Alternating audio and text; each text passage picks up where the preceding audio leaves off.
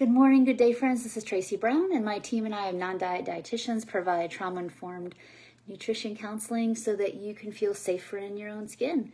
And I hope that those of you in the United States who celebrated our Thanksgiving are feeling maybe well-fed and refreshed, maybe learned some new stuff about your preferences and boundaries and things like that. So I'd love to hear comments below if you want to around how it went for you. I know we did a little bit of that over the weekend, especially last Friday, about like, all right, how did it go? And a lot of people had some great victories. So that's wonderful that you're sharing that, y'all, because it encourages other people who are maybe earlier in their journey that it can happen. So thank you for doing that. And so in today's video, I thought, because I shared a little post yesterday about hypervigilance, and it did strike a chord around.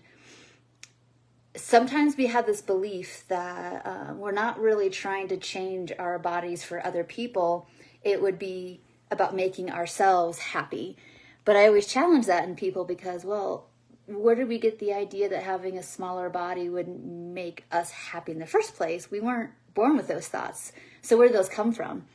And that made me think about the depths at which we've really got to examine all the pieces of recovery that we need to be as recovered again as we possibly can. So we think of so much about recovery as like, if I could just get these thoughts out of my head or change my mindset or whatever, and that's part of it. So cognitive,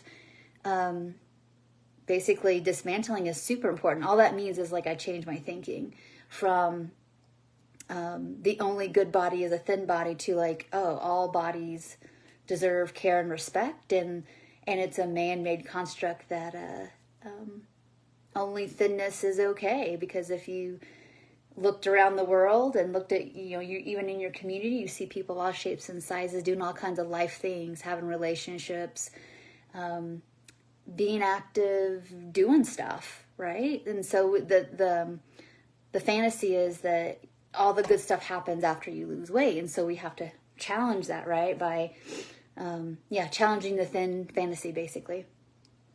But other parts of recovery I know we know about, but it's really important to name, like, where am I at? So if I know that, I'm watching these videos and I'm reading the books and listening to the podcast and just learning that there's another paradigm. Like, you don't have to hate your body and you can be okay. And I know that's shocking in itself for some of us, but yeah, you can. But looking at our beliefs around health as well, is the reality is that I guess the reality is we were all taught that there's this level of all or nothing with eating, all or nothing with bodies, all or nothing with movement, and the reality is that we're more likely to sustain health throughout a course of a lifetime.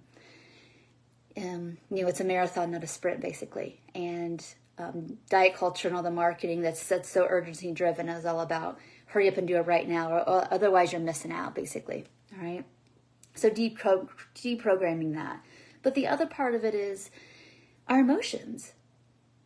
This is not, diet culture really isn't that logical. So when we think about why, okay, I know what I know, but why is it so much in my heart, my emotions, my soul, whatever, that I feel so attached, basically? And it's because of our emotions. It's like we say, and this is what got me thinking about this topic, we say that, I'm not really trying to get thin for other people, it's just for me. But we don't take a look at that thought and say, well, how come I feel that's true? Because I have to learn to want thinness. That's not inherent. And so how come my feelings are so attached, wound up with that? And really that's got a whole lot to do with attachment and belonging. And that's very relational, which is very emotional, right? And so where are you at? So if you know that cognitively, I gotta unpack my belief system and really look at it, and does that really align with my values? Same thing with emotions. Like, do I want my emotions to buoy on what other people think of me or feel about me, and that is the thing that makes me, either have, basically be able to feel relatively safe and calm most of the time, even if the world or someone that I care about doesn't like the size of my body or whatever it is. And so we have to look at our emotional state as well, as how well do I manage emotions, and what triggers them out of this place of I can go through challenge or adversity or even just feel bad and not make it about my body, essentially. And that's the emotional part. And then we talk about the physical, like where do we put all this into action? And I know for most people, they know a lot of stuff, but when it comes to taking those actions, that's where the body emotions start to get real big and vibrating again. And we know that we're taking risk. And a lot of times the only way again to be able to physically to take those actions is that we've got to have something relatively safe enough to hold on to as we're changing our belief systems and taking action on those values, essentially. And so I'm just asking this of you. Where do you find that you have strengths? And where do you find maybe you have some deficits in all of this that needs some support? So for you, maybe it's like, I know all the things, I just can't take action. So the assessment would be, okay, so if you looked at your whole day and basically itemized your time, how much time is allocated to taking action, to eating from hunger and fullness, to physically getting your needs met, relationally getting your needs met. And if you look at like, wow, I mean, I say my values are in having full-on recovery, yet in my day, I maybe, spend time like on my commutes listening to podcasts, but, and that's information gathering, which is good. And it's changing my thinking, which is good. But in terms of like what my day looks like, my day is really set up for more hyperactivation and people pleasing. It's not really set up for like, what do I need and want? And there's space in my day after I've assessed that to get that need met. And that's where a lot of times we have to, again, work on that idea of yielding. And then getting really clear with one thing. You can't change 10 things at once, but you could do one at a time. It's just, wow. I noticed I really need a good transition at my after work time. Otherwise, to deal with my activation, even though my values say like take some time and just like rest and like literally lay on the floor for 20 minutes and then go do the next thing. What I find is that, what I'm finding is that I really just don't have a neural pathway for knowing how to do that, and I have to be very intentional. I had to find my words. Sorry about that.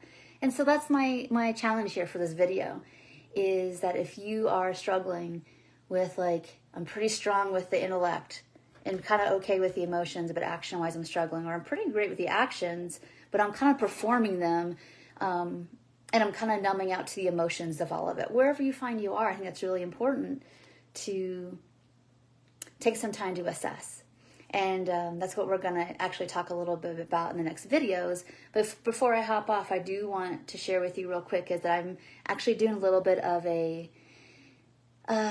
teaching. I'm going to be actually recording that tonight for y'all. A little teaching around the different aspects of the mental, the action-oriented, and the emotional part of where we're kind of either too much or not enough, or maybe even just getting stuck with our reaches to get our needs met food-wise, as well as food, movement, how we talk to ourselves about body. But ultimately, it's all about getting needs met. This is what all this is really about. Like having disordered eating and recovering from disordered eating, it's really about where we feel that we have a reach of safety enough to get these needs met, to where the eating disorder or chronic dieting isn't relevant. So I'm going to give you the details about that after I finish that tonight. So I'll probably be sharing that tomorrow morning, certainly by Wednesday, like, hey, here's some access to this. And I look forward to hearing what you all think about that soon. So thank you so much. I'll see you in the next video where we get into depth after you've assessed where you're feeling strong and where you feel like you use some work. And then we can talk a little bit about that next video. So thanks so much, and bye for now.